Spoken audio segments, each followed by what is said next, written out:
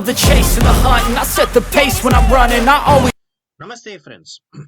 So today in the entire chapter of Python, it is chapter 80, and in the NumPy it is chapter 39. So we would be having 3 more lectures in NumPy to wrap it up, and then we'll be getting into sci-fi, which will be like an 8 to 10 lecture series, and then Django, I believe, but I need to decide about it. So we have certain things planned. All right.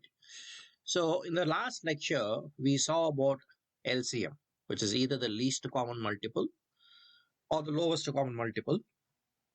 And then we saw how to actually get to that. So even while seeing that, I mentioned that the next lecture will be GCD, which is a greatest common denomination. So how would you find the GCD, the greatest common denomination?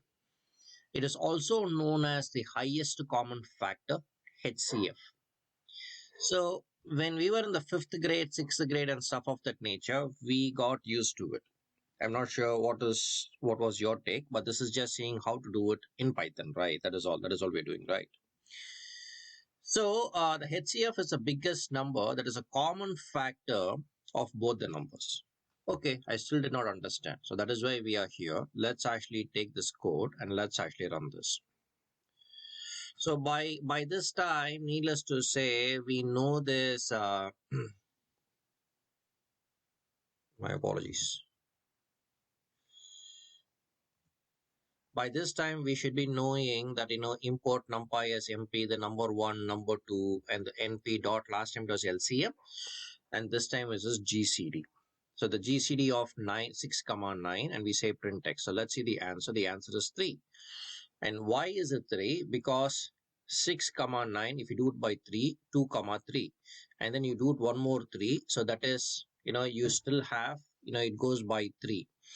So the highest common factor is the 3 factor.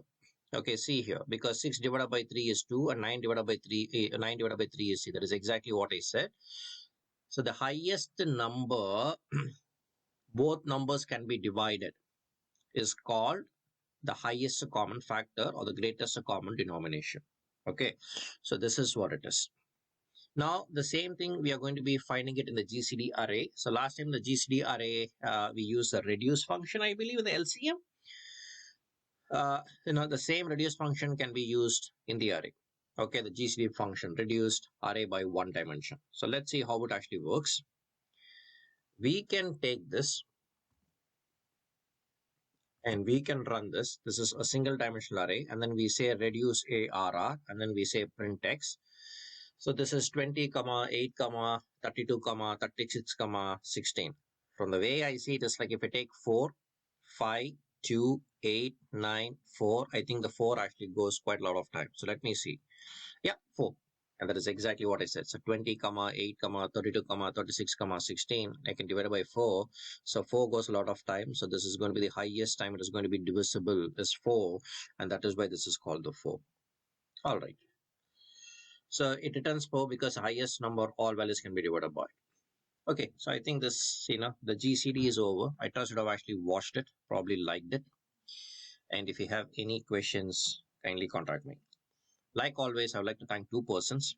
One is you for giving me a golden time, and the other is my wife Jayashree, following me to follow my passion. Till we see next time. Take care. Cheers and thank you.